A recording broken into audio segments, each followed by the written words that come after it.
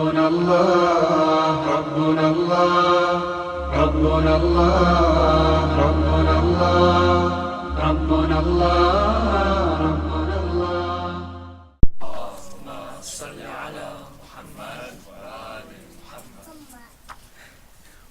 وعلى أهل بيت الطيبين الطاهرين ولعنة أعدائهم أجمعين. Bismillahir Rahmanir Rahim. In the name of Allah, the most compassionate, the most merciful, all praise is due to Him, and may peace and blessings be upon His Prophet, the seal of all messengers, and the guidance to mankind. May peace and blessings be upon His immaculate family, and may the curse of God be upon their enemies till the day of judgment. Salawat. Allahumma salli ala Muhammad wa ali Muhammad. You know, every time I come here and I speak, I always make a comment about the salawat, but today was a very interesting day because when we were supposed to recite the salawat, I realized that it got really bad when the young boy over there recited salawat than the older men. So let's have a salawat ala Muhammad wa ali Muhammad.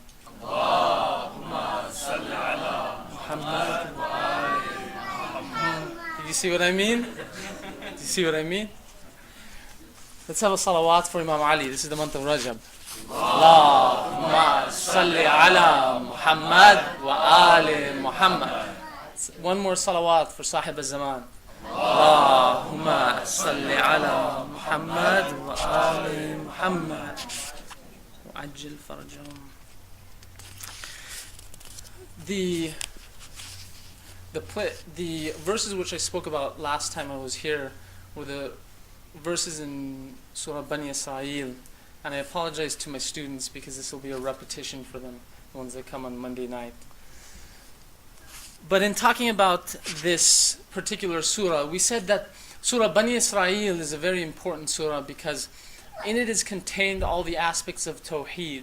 Although when you look at Bani Israel, it seems that it gives a few ethical instructions and a few historical events. But when we analyze each and every ayah that comes from this particular surah, we see that it shows the majesty of Allah subhanahu wa ta'ala. And we ended off in this particular surah,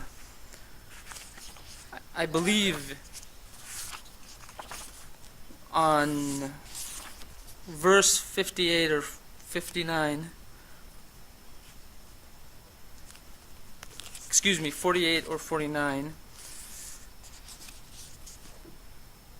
And I'm just going to, if you give me a minute, I'm just going to review those ayahs we talked about last time. So, in this particular surah,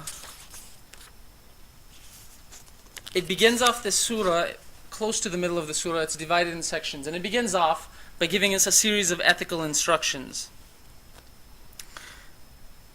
The first one is in the 22nd ayah of the surah. It says, Bismillahir Rahmanir Rahim, La tajal ma'allahi ilahan akhara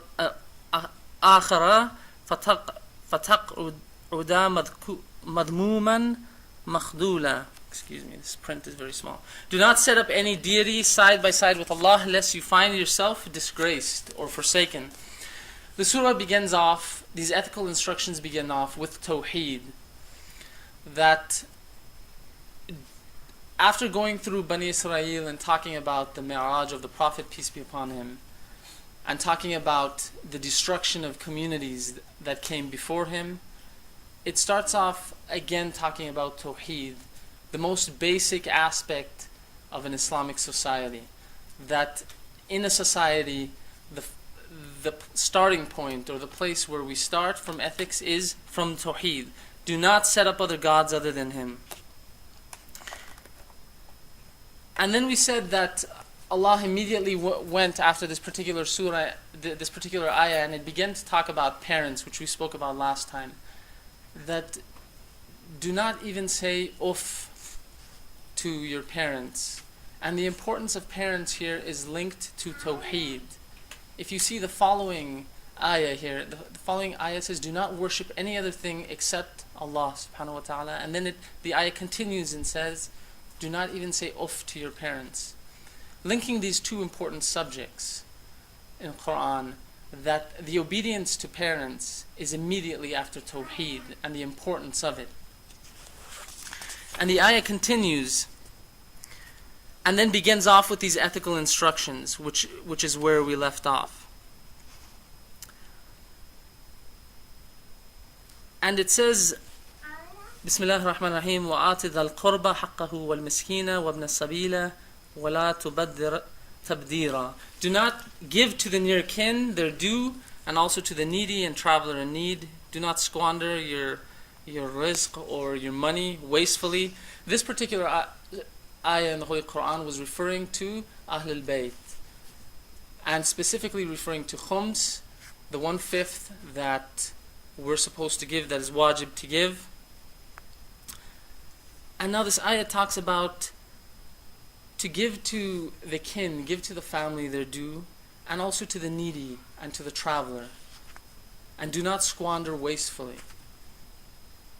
This ethical instruction is very important. If we see in our contemporary society here in America, one of the biggest problems that people have is credit. People are consistently spending and spending and spending and spending and spending. One of the interesting things about this surah is you will see a theme. It begins off with Tawheed, and it moves on to the causes of destruction of communities, and then it talks about what those causes are.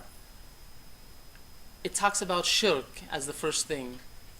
It talks about disrespect to parents as the second thing, meaning the family structure, when the family structure is broken. Now it's talking about helping kin, helping family. So strengthen the bonds of family. Help them. And then it goes on to say, do not squander. Right before that it talks about materialism. Do not become materialistic, and then it says do not squander. There are statistics that show that at least two-thirds of Americans are in debt that they cannot get out of. So do not squander wastefully. In a society where consistently we're taught buy, spend.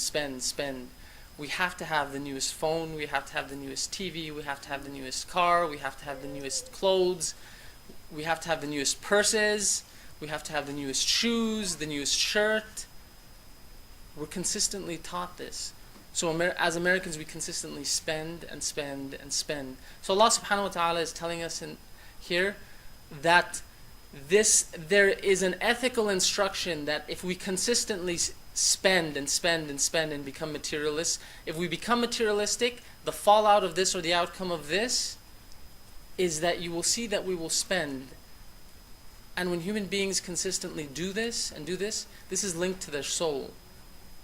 There's a reciprocal effect on the human soul, that the more you spend, the more materialistic one will become. And then the ayah continues, إِنَّ الْمُبَدِّرِينَ كَانُوا إِخْوَانُ الشَّيْطَانِ. For the wasteful spenders are the brothers of shaitan. Why? وَكَانَ الشَّيْطَانُ لِرَبِّهِ كَفُورًا. And Satan has always been ungrateful to his Lord. And now this is a very interesting thing. This ayah is linking materialism to then spending. Spending then to an evil. It's so evil that they are the brothers of shaitan. Why? What is shaitan? What is the essence of shaitan? The essence of shaitan is shaitan himself by his essence has become evil. When someone commits enough sins, their inner self, their inner soul, their inner ruh becomes evil. So the squanderer, the spender, eventually after committing the sin so many times, what's the effect of this? Immediately when somebody continuously spends, because when you spend all your money in one direction on yourself, the money has to come from somewhere, which means immediately you cannot give once you spend everything. And I mentioned this story in my class that one time I had asked somebody to give money to the masjid. And this person is a person who attended the masjid for several years, and I said, and they said, well, how much do you want to, how much, first of all, the conversation took maybe 20, 25 minutes.